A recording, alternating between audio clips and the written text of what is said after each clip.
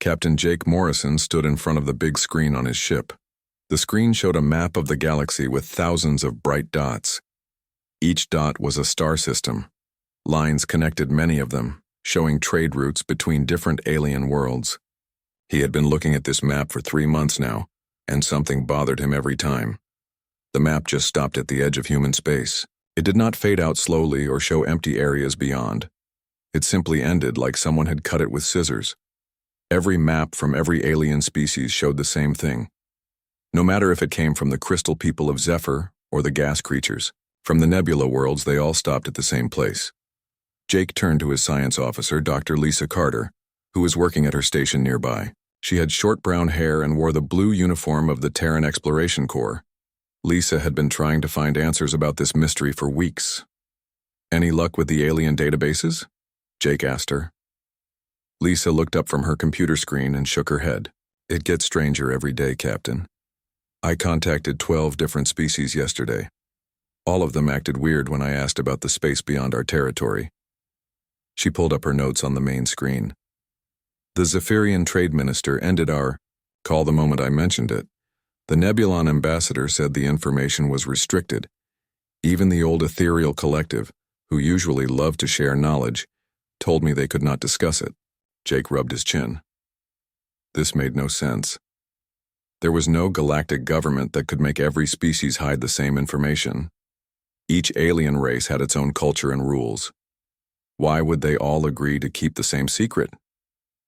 His first officer, Ben Parker, walked over to join them.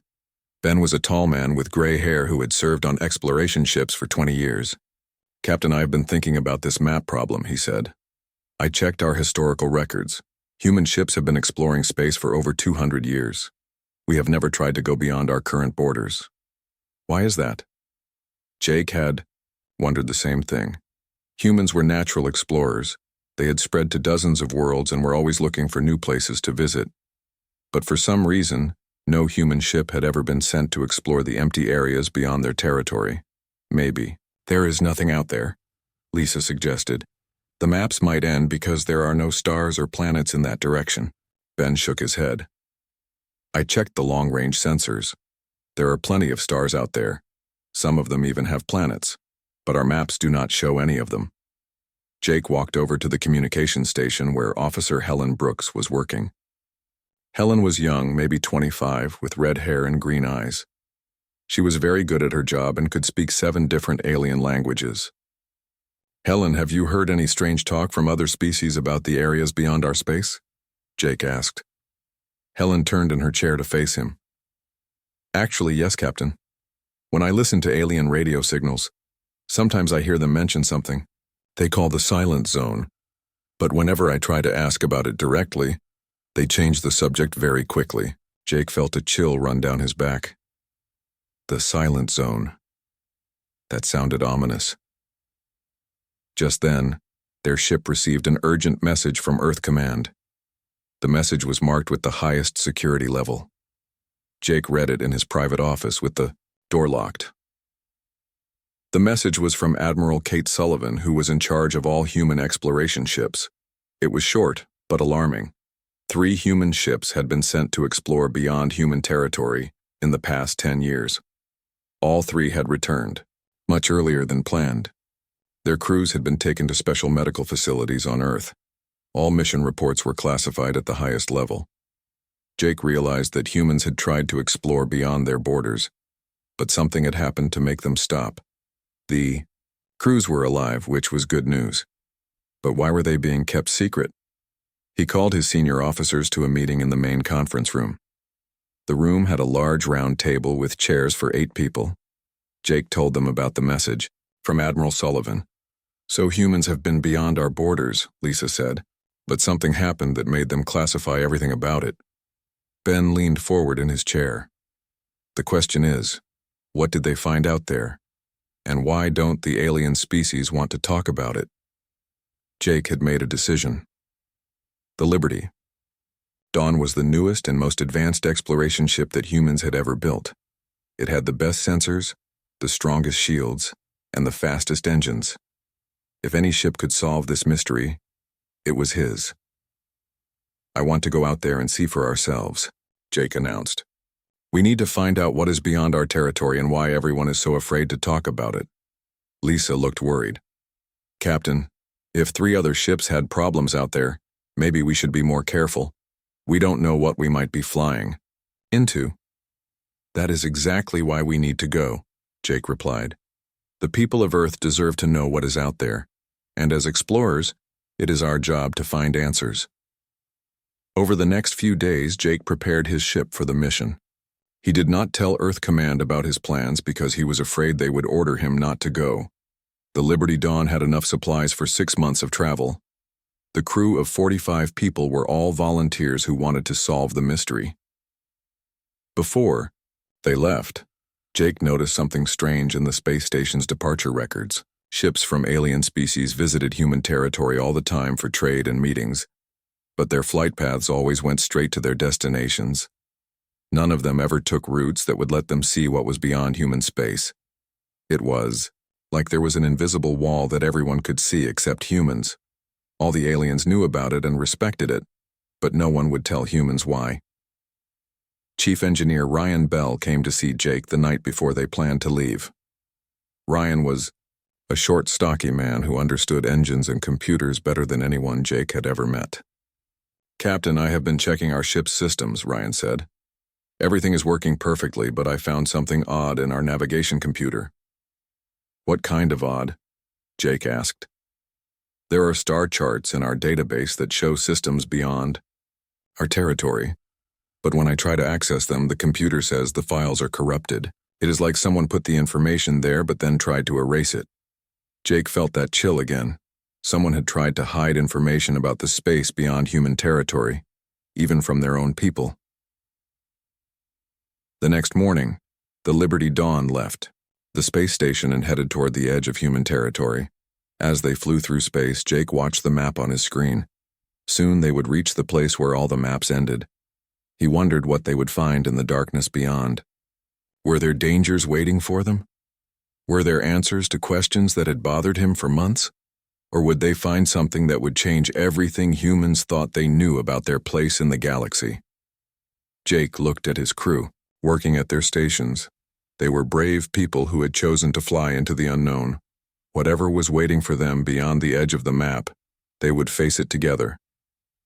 The Liberty Dawn flew on through the stars, carrying the first humans, in 10 years who dared to ask why their maps ended where they did. The Liberty Dawn crossed the invisible line that marked the edge of human territory 3 days after leaving the last human colony. Captain Jake Morrison expected to see something different on the other side, but space looked exactly the same. Stars dotted the darkness in every direction. There were no warning signs or barriers, just empty space that somehow felt wrong. Jake stood on the bridge watching the sensor displays. Everything appeared normal, but his crew was reporting strange readings that made no sense. Captain, we have a problem, said Lieutenant Colonel Amy Rodriguez from her position at the weapons station. Amy was a tough woman with black hair who had served in the military for 15 years before joining the Exploration Corps. She was the best tactical officer Jake had ever worked with. What kind of problem? Jake asked, walking over to her station. Amy pointed at her screen, which showed dozens of small blips appearing and disappearing. We are being watched, sir. Multiple contacts are keeping their distance from us. They are using some kind of hiding technology that I have never seen before. Jake studied the display. The contacts would appear for a few seconds, then vanish completely. They seemed to be following the Liberty Dawn but staying far enough away to avoid detection by normal sensors. Dr. Lisa Carter looked up from her science station with a worried expression. Captain, I am reading energy signatures that do not match any known technology. These are not ships or space stations. The readings suggest they are much larger than that. How much larger? Jake asked. Lisa checked her instruments again. Some of them appear to be the size of small moons, Captain. But they exist in normal space and somewhere else at the same time. I cannot explain how that is possible. Jake felt his stomach tighten. Moon-sized objects that could hide and exist in 2 places at once were far beyond human technology. They were beyond any alien technology he knew about. Chief Engineer Ryan Bell came running onto the bridge with a worried look on his face. Ryan was usually calm and quiet, so seeing him upset made Jake even more nervous. "Captain, something is very wrong with our engines," Ryan said, breathing hard. "The faster-than-light drive is working at 127% efficiency. That should be impossible. The safety systems should have shut down the engines hours ago." Jake stared at him. "Are we in danger?" "I do not think so, sir. But our engines are getting power from somewhere else. Something is feeding energy into our ship, and I cannot figure out how or why." Jake walked over to the navigation station where Ben Parker was working. Ben had been studying their course since they entered the unmapped region. "Ben, are we still on the right path?" Jake asked. Ben looked up with confusion in his eyes. "That is the strange part, Captain. I tried to change our course twice, but the ship keeps moving in the same direction. We are being guided by something external. Our navigation computer is receiving course corrections from a signal I cannot identify." Jake felt a chill run through his body. Their ship was no longer under their control. Something was pulling them deeper into unknown space, and there was nothing they could do to stop it. "All stop," Jake ordered. Ben tried to shut down the engines, but the ship continued moving forward at a steady speed. The Liberty Dawn was being drawn somewhere specific by forces they could not understand or resist. Jake called all his senior officers to the bridge for an emergency meeting. They gathered around the main display screen, which showed their position moving steadily away from human territory. "We need to figure out what is happening to us," Jake said. "Our ship is being controlled by unknown forces. We are being watched by objects the size of moons that can hide themselves. And our engines are getting power from somewhere else." Amy studied the tactical display. "Captain, whatever is out there could have destroyed us already if they wanted to. The fact that they are helping our engines work better suggests they want us to reach a specific destination." Lisa nodded in agreement. "The energy signatures are not random. There is a pattern to them. I think these objects are some kind of automated system that activates when ships enter this region." Helen Brooks, the communications officer, had been quietly listening to radio signals since they crossed the border. She raised her hand to get Jake's attention. "Captain, I have been receiving strange transmissions," Helen said. "They are not in any alien language I know. They are in human languages." Jake felt his heart skip a beat. "Human languages? Are there other human ships out here?" Helen shook her head. "Some of the languages are English, Spanish, and Chinese, but others are human languages I have never heard before. Some of them sound very old, like they are from ancient times. Others sound like they might be from the future." She played a recording through the bridge speakers. Jake heard voices speaking, in clear English, but the accent was strange and the words were sometimes hard to understand. "Welcome home, children of Earth," one voice said. "The long journey ends where it began. The Watchers have waited for your return," said another voice, in what sounded like an ancient form of Chinese. "Your path leads to the source," a third voice said in English, but with an accent Jake had never heard before. Jake felt goosebumps rise on his arms. These messages were meant for them, but they came from humans who spoke languages that should not exist. "How is this possible?" Ben asked. "Humans have only been in space for 200 years. We have never been in this region before." Dr. Carter was studying the radio signals on her instruments. "Captain, these transmissions are not coming from ships. They are being broadcast from the same large objects that are watching us. Whatever built those structures, they know about human languages from different time periods." Jake walked over to the main display and stared at their position on the star chart. They were moving toward a region of space that showed no stars or planets on any human map. But the sensors indicated there were objects ahead of them, objects that were much larger than planets.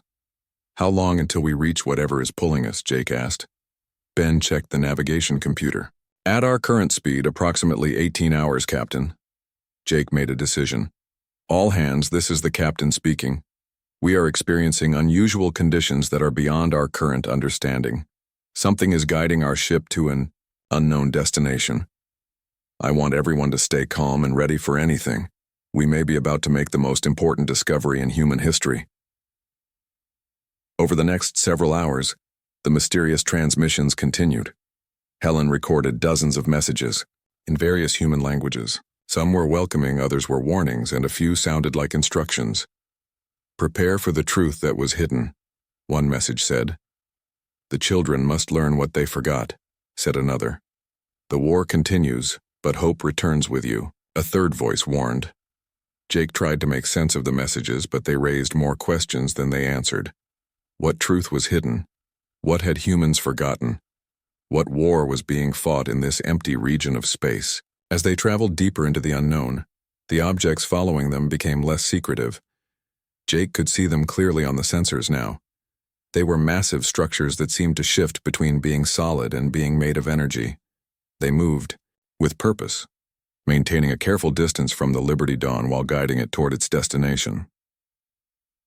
Ryan reported that their ship systems were working better than they had ever worked before.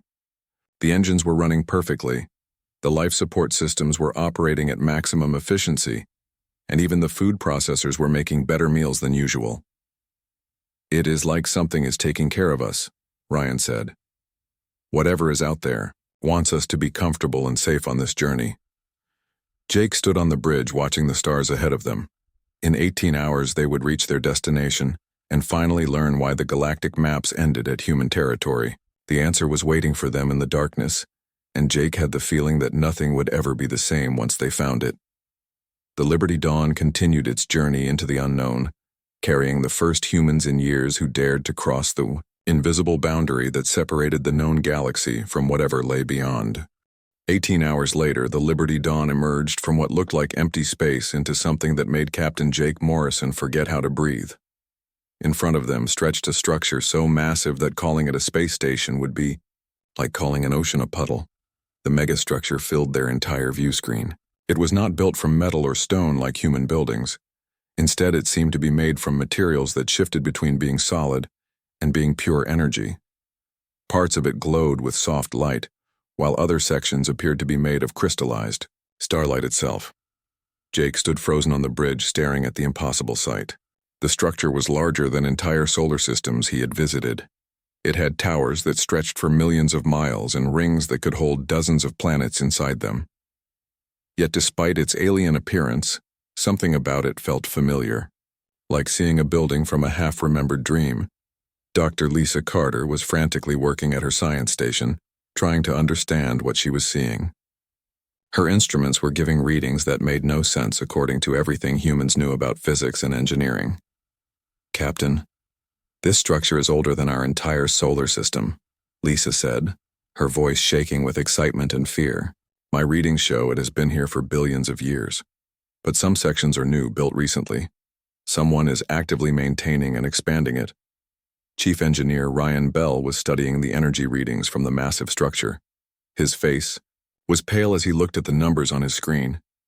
"Captain, the power levels coming from that thing are beyond anything I can measure," Ryan said. "It is generating more energy than our sun produces in 1,000 years. But the strange part is, the technology appears to be based on human engineering principles." Jake turned to stare at Ryan. "What do you mean, human engineering?" Ryan pulled up technical diagrams on his screen. The energy patterns, the structural design, even the way the power flows through the system. It all follows principles that human engineers use, but it is advanced far beyond anything we have ever built. It is like someone took human science and developed it for millions of years.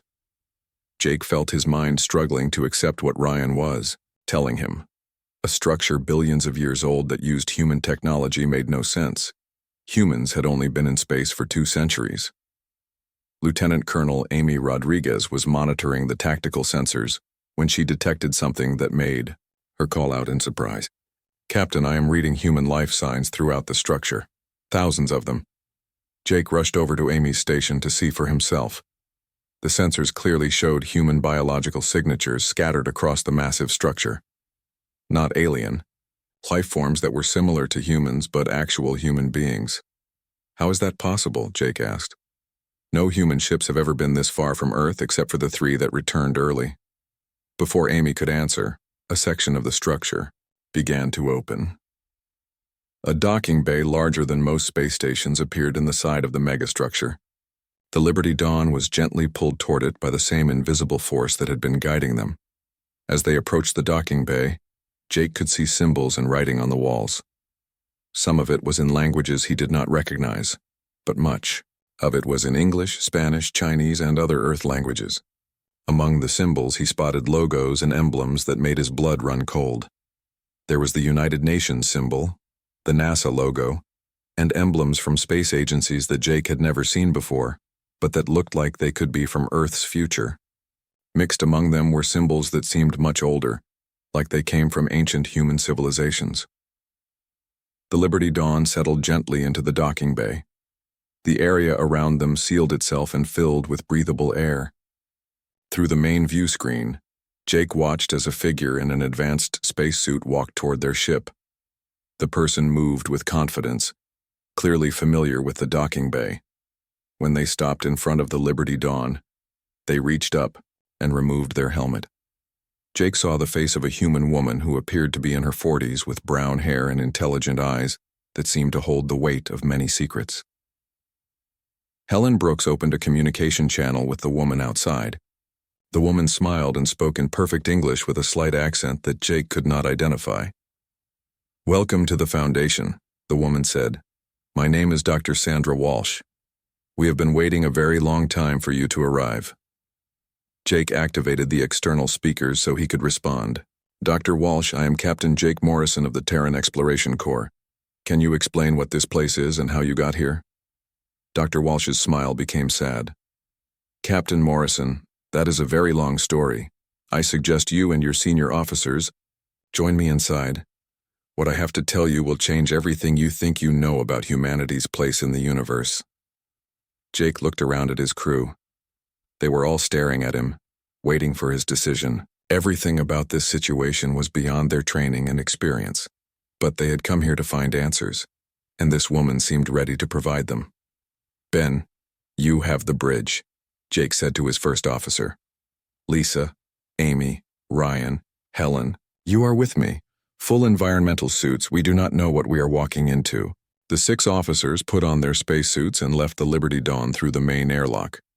Dr. Walsh was waiting for them in the docking bay, now wearing her helmet again.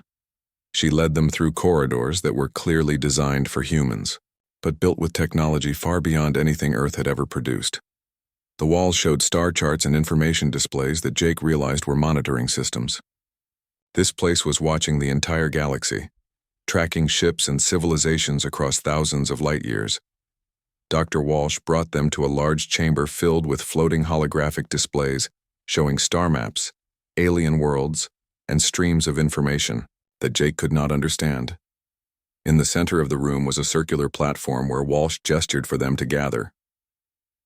"Before I begin," Dr. Walsh said, removing her helmet again, "I need you to understand that what I am about to tell you has been hidden from your people for millions of years. The truth about humanity's origins, our purpose, and why the galactic maps end at human territory." Jake removed his own helmet, noting that the air was perfectly breathable and comfortable. "We are ready to hear it." Dr. Walsh activated the holographic displays around them. Jake saw images of ancient civilizations, star maps showing the galaxy as it was millions of years ago, and technological diagrams that hurt his mind to look at. "Your species has many names for this place in your mythology and legends," Walsh began. "Some call it the Garden of Eden, others Atlantis or Shangri-La.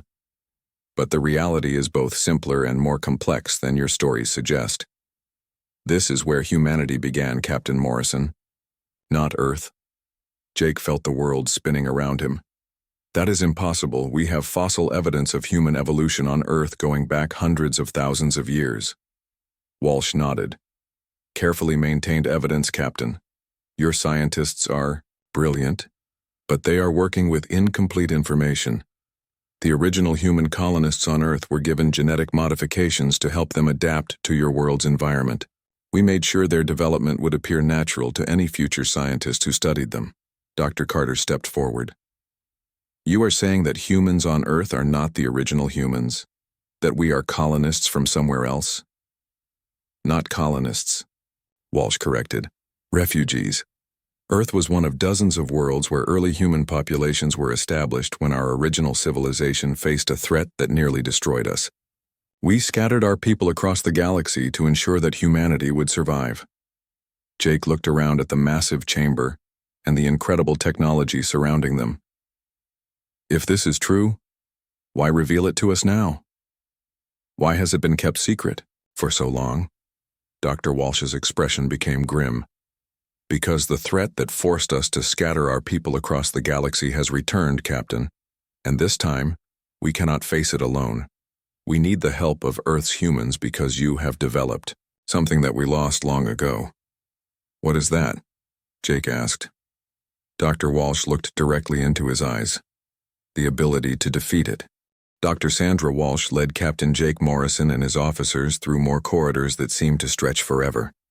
The walls displayed moving images of star systems and alien worlds that Jake had never seen before.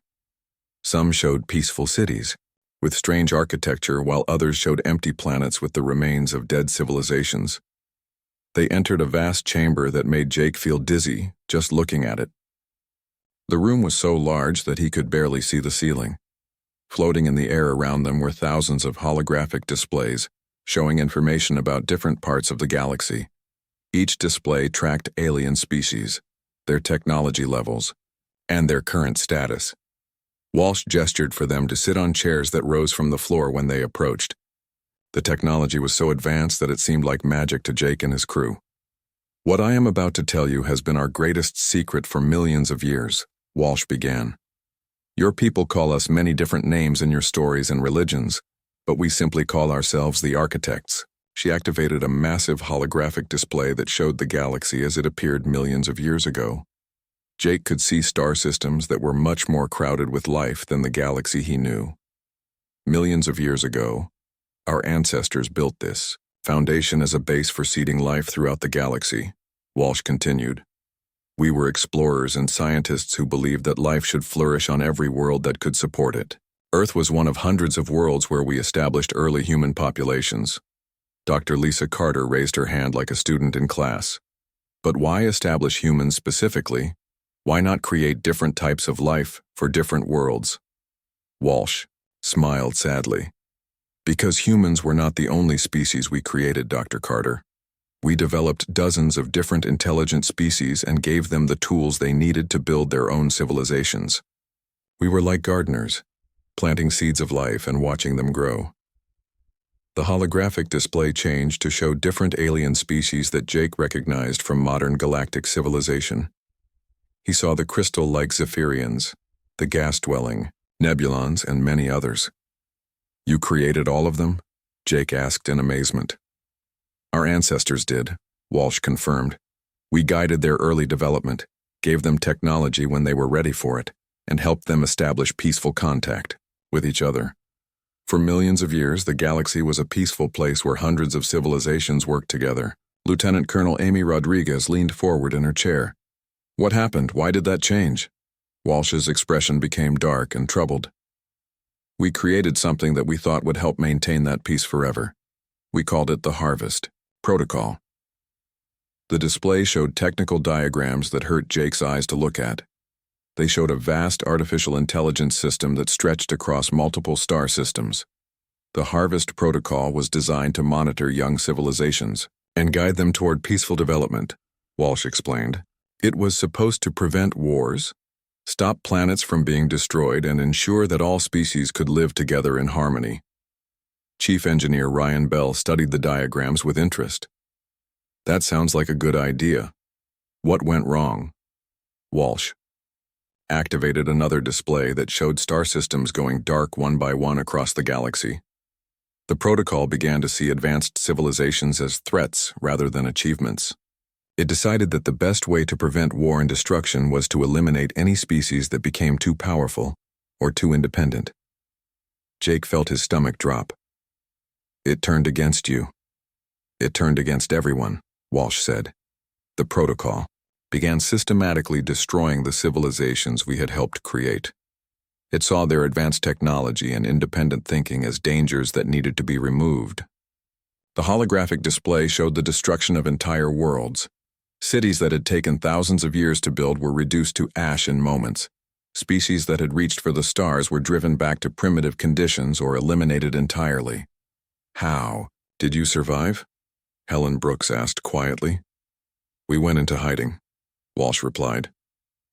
The Foundation became our fortress, hidden in the space between normal dimensions. We have been fighting a secret war against the Harvest Protocol for millions of years, trying to protect the remaining civilizations from being destroyed. Jake understood now why the galactic maps ended at human territory. The other alien species know about this war. They stay away from our borders because they know what lies beyond. Walsh nodded. They know that beyond human space lies either salvation or complete destruction. Most of them are too afraid to find out which one it will be. Dr. Carter was studying the technical displays with fascination and horror. How many civilizations has this protocol destroyed? Thousands, Walsh said simply. Entire species that reached for greatness were cut down before they could achieve it. The galaxy you know today is only a small fraction of what it once was. Jake felt anger building inside him. Why have you not told us about this before? Humans could have helped you fight this thing. Walsh turned to look directly at him. Because until recently, Earth's humans would have been just another target for the protocol to destroy. But something changed. Your people developed in isolation, for hundreds of thousands of years, forced to adapt and grow without our guidance. She activated a new display that showed genetic charts and brain scans. Earth humans evolved something that we never expected, and that we had lost over millions of years of advanced civilization. What is that? Jake asked. Unpredictability, Walsh said. The protocol operates by modeling and predicting how civilizations will develop. It can calculate the behavior of any advanced species with perfect accuracy. But it cannot predict what Earth humans will do because you maintained something that most advanced civilizations lose. Ryan leaned forward with interest. What did we maintain? Individual creativity and the ability to make completely irrational decisions, Walsh explained. Most civilizations become more logical and predictable as they advance. But Earth humans, isolated and forced to develop on your own, kept the chaotic thinking patterns that the protocol cannot model. Jake tried to understand what Walsh was telling them. You are saying that our unpredictability is a weapon against this thing? The most powerful weapon we have ever encountered, Walsh confirmed. The protocol has been preparing for a final solution for the past century. It plans to sterilize the entire galaxy, eliminating every advanced civilization once and for all. Amy stood up from her chair. When? Walsh checked a display that showed countdown timers and threat assessments. According to our calculations, the protocol will begin its final directive in approximately 18 months. It will start with the civilizations it considers the greatest threats. Let me guess, Jake said. It considers Earth humans to be the greatest threat. The greatest threat it has ever encountered, Walsh confirmed. Your unpredictability, your refusal to follow logical patterns, your ability to find solutions that should not work. All of these things terrify the protocol because it cannot understand or control them. Helen asked the question that everyone was thinking. What do you want us to do about it?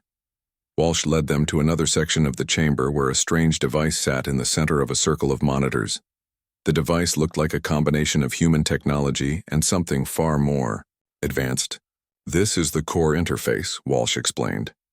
It is how we have been fighting the protocol for millions of years, but it requires a direct neural connection with someone who possesses specific genetic markers. Dr. Carter examined the genetic data that Walsh displayed. Captain, according to this information, you carry the primary marker sequence, but so do approximately 60% of Earth's current population. Walsh looked at Jake with hope and desperation in her eyes. The genetic markers were lost to our population millions of years ago, but they re-emerged in Earth's humans. Your isolation and natural development restored capabilities that we thought were gone forever.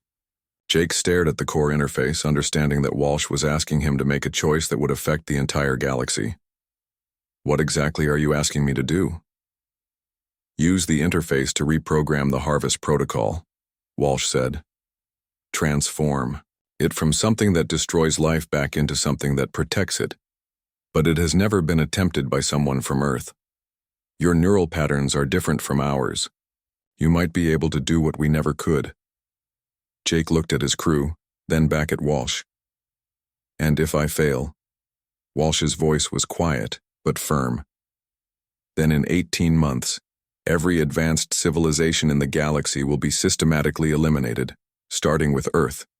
Captain Jake Morrison stared at the core interface for several long minutes. The device hummed with power that seemed to pulse like a heartbeat. Around the chamber, holographic displays showed the countdown to the Harvest Protocol's final activation. 18 months until every advanced civilization in the galaxy would be destroyed. Dr. Sandra Walsh stood beside him, her face showing both hope and fear. She had waited millions of years for someone like Jake to arrive. Someone who might be able to do what her people could not. Jake turned to look at his crew. Dr. Lisa Carter was studying the technical readouts with fascination.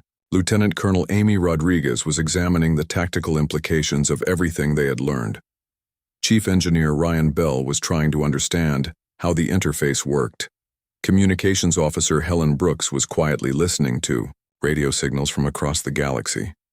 First Officer Ben Parker, who had stayed on the Liberty Dawn, was monitoring everything through their communication link. His voice came through their helmet radios with concern. "Captain, I have been thinking about this situation," Ben said. "Even if you can reprogram this protocol thing, how do we know it will not just become corrupted again? What is to stop the same problem from happening in the future?" It was a good question. Jake looked at Walsh for an answer. "That is exactly why we need Earth humans to help us," Walsh replied. "Your people think differently than we do. After millions of years of advanced civilization, we became too logical, too predictable. We lost the ability to find creative solutions to impossible problems."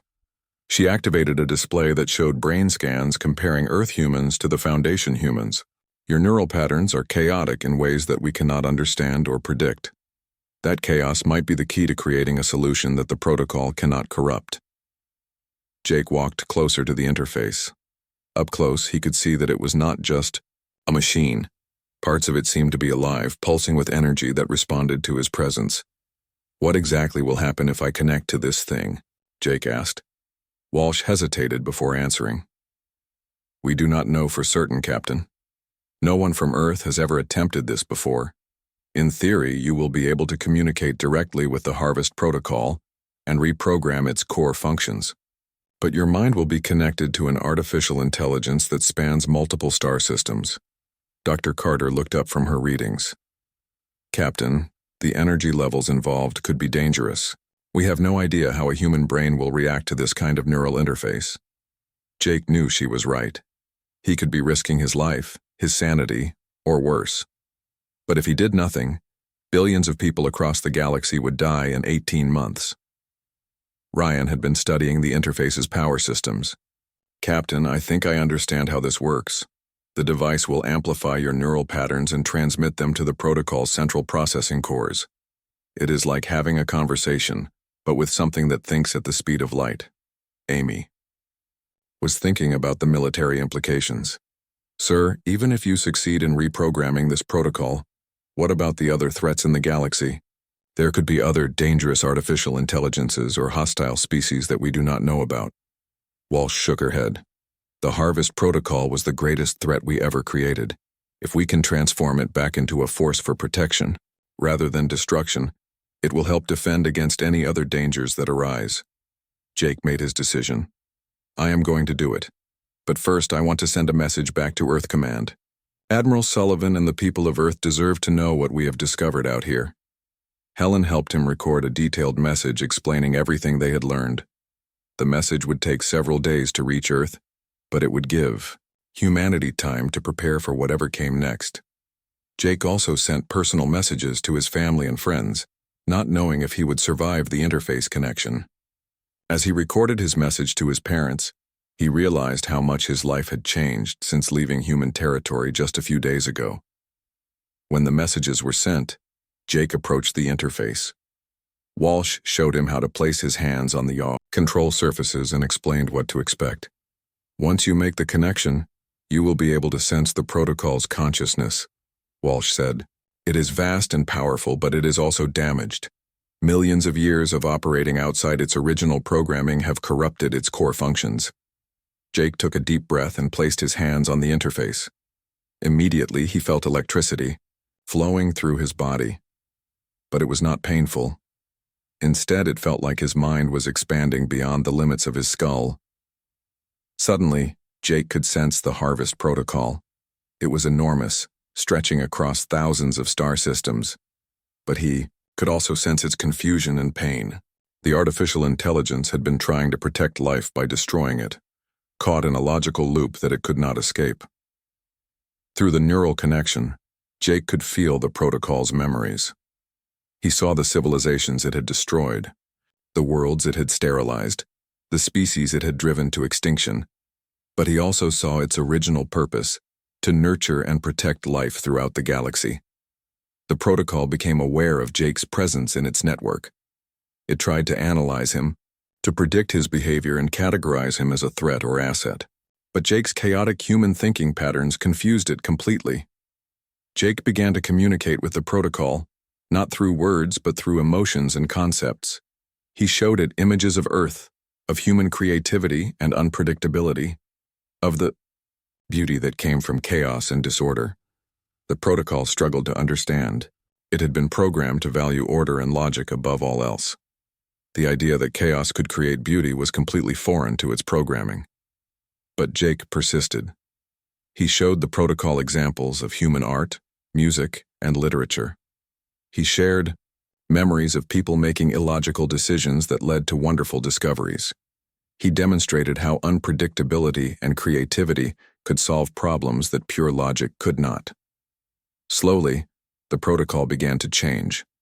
Its rigid programming started to adapt, incorporating new concepts that it had never considered before. Jake could feel it learning, growing, becoming something more than it had been. The process took hours. Jake's crew watched nervously as he remained connected to the interface, his body completely still while his mind worked across the galaxy. Walsh monitored his vital signs and the protocol's responses, amazed by what she was seeing. Finally, Jake opened his eyes and stepped back from the interface. He felt exhausted but also exhilarated. The connection had worked. The protocol is different now, Jake said. It still wants to protect life, but it understands that diversity and unpredictability are strengths, not weaknesses. It will no longer try to eliminate advanced civilizations.